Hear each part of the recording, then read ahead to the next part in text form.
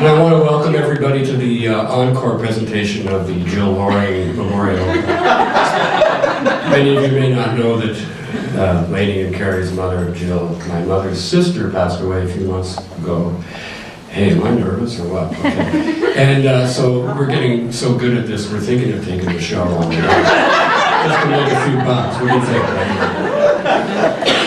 Anyway, we're here today to celebrate really not only the life of one incredible guy, my dad, Everett Staples, but also his family and friends, because it's impossible to separate the two. I mean, like, this is from Mark, where's Mark?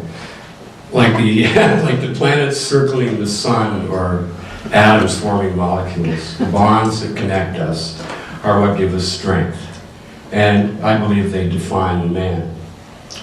I mean, from his early years in a prairie town with his three brothers, Elmer, Bruce, and Murray, and his three sisters, Helen, Margaret, and Marion, Dad was fortunate to grow up in a family that was full of love, laughter, and just good-natured fun all the time. Their house was open to anybody, everyone. And Dad often said, and I heard him say this many times, he thought his parents played a cruel trick on them, you know, by having so much fun together, and realizing that not every family had that same kind of fun. They truly enjoyed each other's company. And I think that formed the foundation for all his future relationships with family and friends, and also inspired him to try his hand at, really so many creative endeavors over the next 97 years. I can't even list them all. Now I want to flash forward to December this year, or last year, when Dad was in the hospital and I was on one of my daily visits, well, maybe not every day. And I'd walk in and I'd say, "Hey Dad, how you doing?" "Fine," he'd say, and I knew he wasn't, but I'd smile anyway. And then I'd reach under the covers and rub his feet, those beautiful feet. And they felt kind of cold. And I said, "Are you warm enough?" And he'd go, "Yes." And he'd give me that look, that look that said, "You know how I am, don't, let's just dispense with the small talk." So, okay, reluctant, I would smile, sit down, and I would hold his hand, and I'd rub his hand. And I felt safe, holding that hand. And I didn't, I started to realize that I was really becoming obsessed with his hands, with these visits. And I couldn't figure out what it was that fascinated me. And I think, the first thing that anyone would notice was these weren't the hands of a 97-year-old man. To me, they hadn't changed in the 60 years that I'd known them.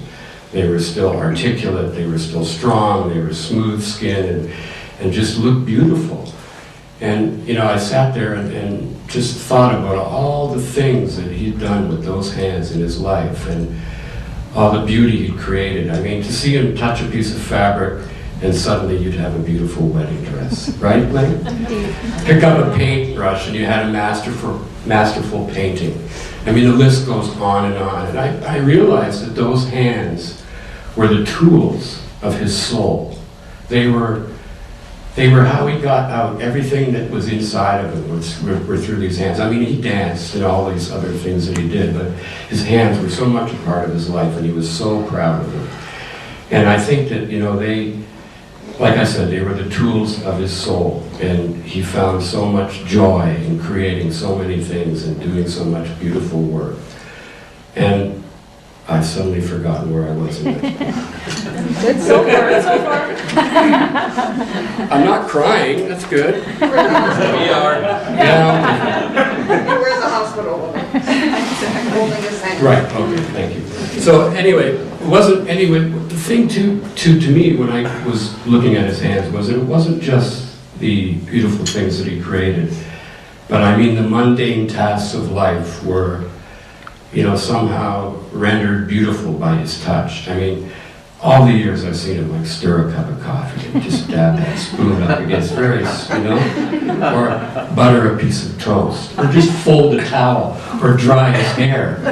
All of these things were done with that same controlled grace, He defined grace by being graceful, And he was elegant in his attire, and he was elegant in his movement. He was witty, he was humorous. I mean, He just, you know, above all things, he was a gentleman. In fact, I think he was a gentleman's gentleman, to me. Now, I realize that I've raised him to mythic proportions in my mind, but that is a son's prerogative. And I know many of the family members would agree with me on that he was quite a remarkable man. I mean, I know, Mom, I know he wasn't perfect, you know, but he did he did strive for perfection every day of his life, and we know that. He wasn't easy, but he made life look easy. He wasn't religious, but he was most certainly righteous in every sense of the word. Now, I've forgotten where I was again. Beautiful so far. Thank you very much.